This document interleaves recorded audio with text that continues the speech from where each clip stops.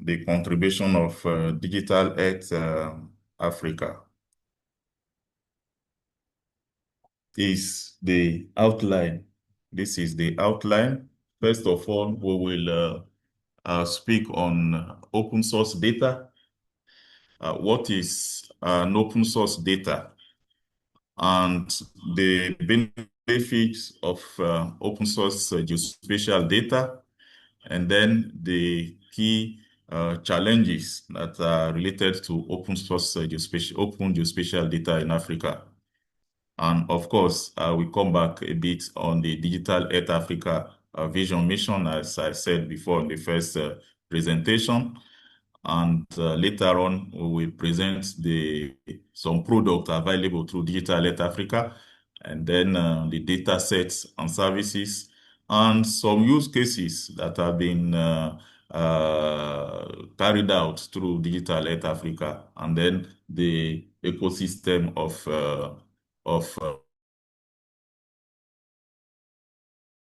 Can you hear me now, please? Yes, please. All right. An open geospatial data well, public or private digital data with an open license that guarantees free access to data without limitation or few restriction.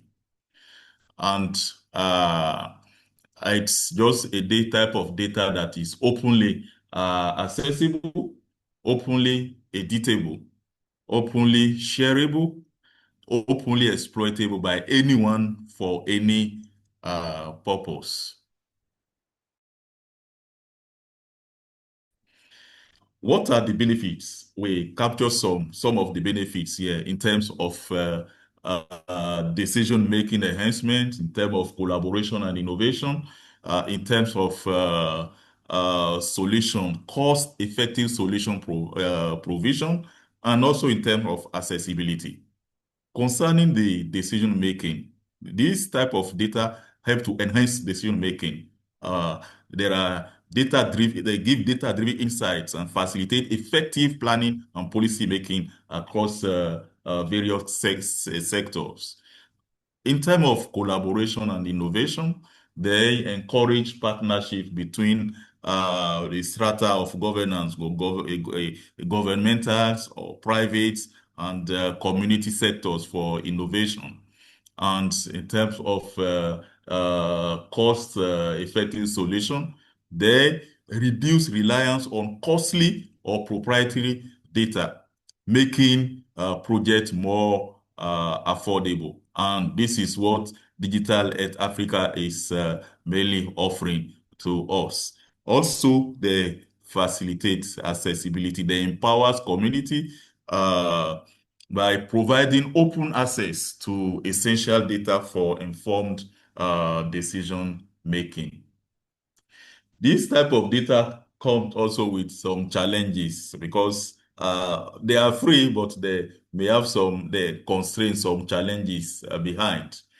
These challenges are in terms of quality, data quality, accuracy, and reliability. There are some concerns, for example, regarding the accuracy and the reliability of open data sources. And also in terms of the legal aspect, the privacy issues, for example, the public data sharing and the rights. Okay, there's needs, for example, to balance the sharing of public data with the privacy right of individuals. For example, if you have an open data, do you have the right to share it with another person? There are some legal principle that guides all that. Also, the challenges related to the funding, resources and maintenance. Ongoing maintenance and updates of open data require continual investments, which affect somehow sustainability. And also the technical barrier, skilled personnel and analysis. The need for skilled personnel to analyze and implement data effectively poses a significant barrier. That is why Afrigis is fulfilling its mandates is investing a lot in capacity building. And what we are doing this morning, for example, is to provide solutions to that barriers. You very soon we take you through an open platform that you can use. There'll be some technical assistance that will help you to handle to process data easily. Now, Digital Earth Africa, I've presented this one before. I will not come back on it again. I presented the vision and the mission of Digital Earth Africa, and also the key principles that that guide the governance of Digital Earth Africa. Now, the Digital Earth Africa ecosystem is made of many organizations, more than 17 organizations across Africa that contributes in these initiatives. Afrigis is one of them in terms of capacity building. And also, it is cloud-based. The data we are using cloud-based. And another thing is the services that Digital Earth Africa platform provide. Many services are available today through Digital Earth Africa that you can make use of. We will go through them later on. We have, for example, the GeoMat. Another one is the cropland extent map, the fractional cover, NDVI climatologies, water observation from space. Another one is the coastline service. So there are many things that constitute the ecosystem of Digital Earth Africa today. And I can tell you that this has come to solve real life issues in Africa. There are data that are available, satellite data that are available within Digital Earth Africa that you can make use of. Largest global open data cube implementation, and entirely cloud native in Amazon Web Service.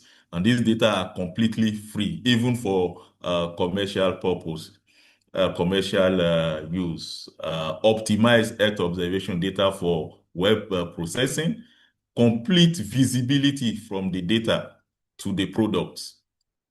And then there are different interfaces for different needs. We have also free online learning platform and help desks, and there is an extensive library of sustainable development goals-oriented tools. This is a monitoring service. Monitoring service showing the Digital Earth Africa water observation from space, and water bodies monitoring service. This has been applied to a lake in Egypt. I mentioned before the Digital Earth Africa coastline service, and I said there is a service that helps also to monitor the dynamic of the coastline. That one also is available for use.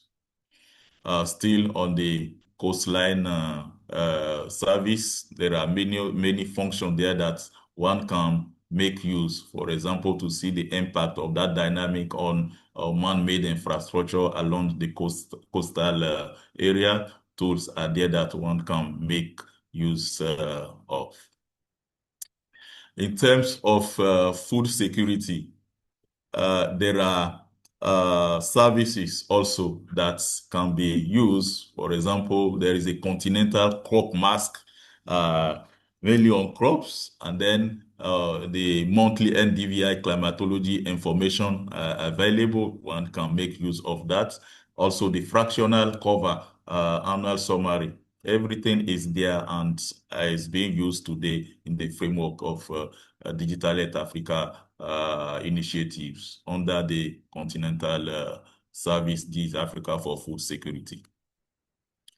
For example, to monitor vegetation and anomalies, there are available services also. For example, for every month, mean and standard deviation of vegetation condition can be determined. There are high resolution baseline for every 30 times 30 metapixel over Africa.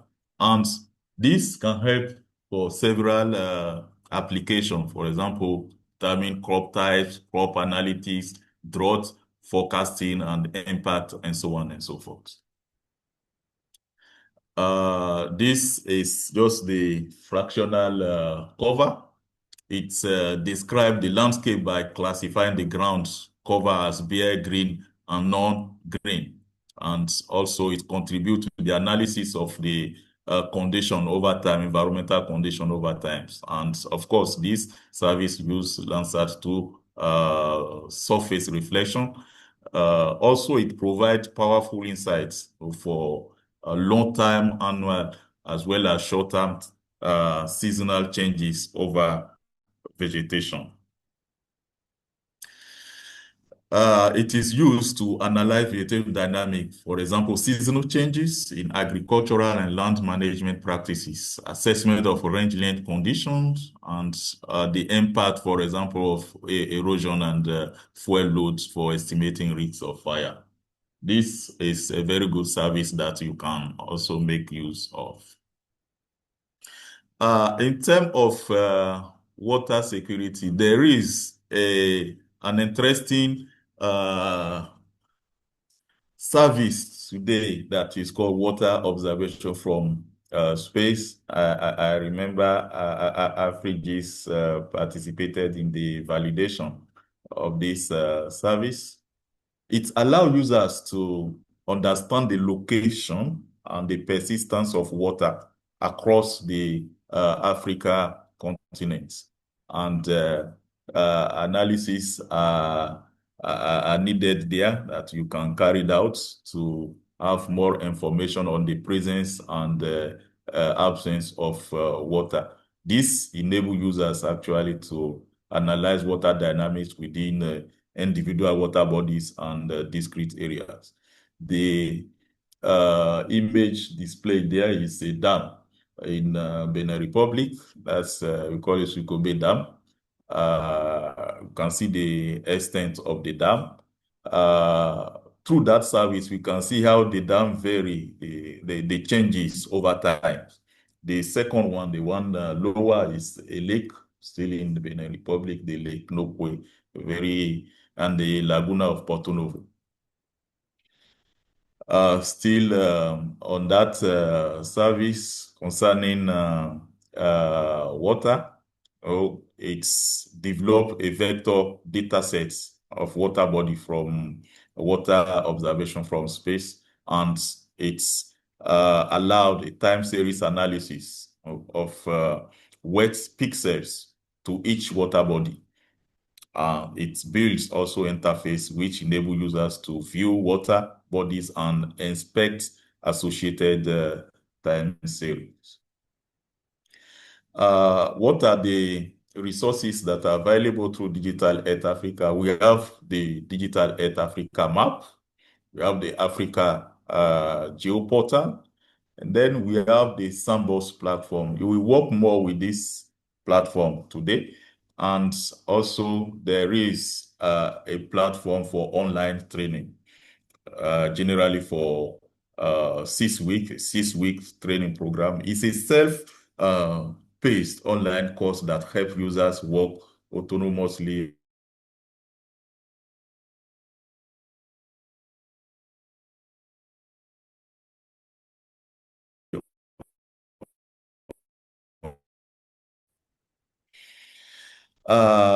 there have been some use cases that have been developed. Many use cases that have been developed in many countries, in Kenya, Ghana, Tanzania, Botswana, Uganda. And of course, close to us here, we have developed some use cases in, for example, in Senegal, Burkina Faso, Benin Republic, Nigeria, and so on and so forth. So there are many of these use cases that are available.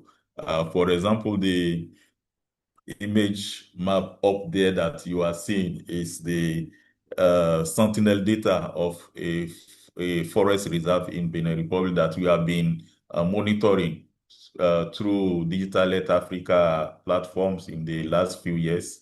We are still working on it to monitor the changes. Recently, we analyzed the phenology, and that was presented in the last African Association Remote Sensing, African Association of Remote Sensing of the Environment in Abidjan.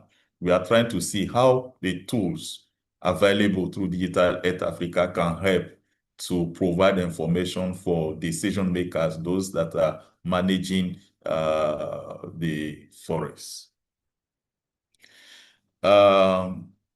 This is Lake Chad. I hope we have information about Lake Chad. Lake Chad is one of the indicators of climate change in the world today, and it's a vital resource shared by 4 countries like Nigeria, Niger, Chad, and Cameroon. And through that water observation from space, we've been able to confirm significant loss, in water over time in that lake. We also provide a kind of flood assessment in Nigeria here in a town called Lokoja. Afrigis has provided insight into flooding in Lokoja, and we use Sentinel-1 and 2 data sets, coupled, of course, with the ESA, that's the European Space Agency land cover, to provide insights on areas that were impacted by flood. So all these possibilities are available through Digital Earth Africa platform that you can use. You can apply it to your own area too. In terms of training, a Digital Earth Africa training course, I've said before that it's a self-paced, free to access full online training. It's available both in English and in French. You have videos there, recorded tutorials, manuals, hands-on exercises, English and French version. And there is a certificate of completion, which is awarded upon completion of the exercises. This is just the overview of the activities that we have carried out this year in collaboration with Digital Earth Africa. The Spatial and Cultural Intelligence that was done last year in December, and then in May we were in Benin Republic to train the water resources managers, okay, using geospatial platform available through Digital Earth Africa. And today we are starting this online training online workshop that will be mainly on the DE Africa platform, the GIS application and interoperability. And you want to welcome you on board. From this, I will say that you are part of our community after this training. To connect with Digital Earth Africa, the information are there. I believe this presentation will be made available for you, and the links are there. You can have access to many of the resources available. There are the free learning courses. There are the Digital Africa Top, and then the Digital Earth Africa Sandbox. In terms of partnership, Digital Earth Africa is working with many partners across Africa. Afrigis is one of them. We are based here in Nigeria. We have agreements in Niger, Centre de Suivi Écologique, that's CSA in Senegal, ACMAD in Kenya, OSS in Tunisia. There are many institutions that are involved in this initiative with Digital Earth Africa. And this, I think it is good to acknowledge the ecosystems of builders, those that contribute to digital Earth. There are many. You can see ITC there, you can see ACMRD, Geo, many organizations that are there. I want to thank you, and please read this very well. Let's unlock the promise of tomorrow together. Let us unlock the promise of tomorrow together. There is a bright future for for Africa, and through these initiatives, we can contribute, to the sustainable development of Africa. I want to thank you for listening to me.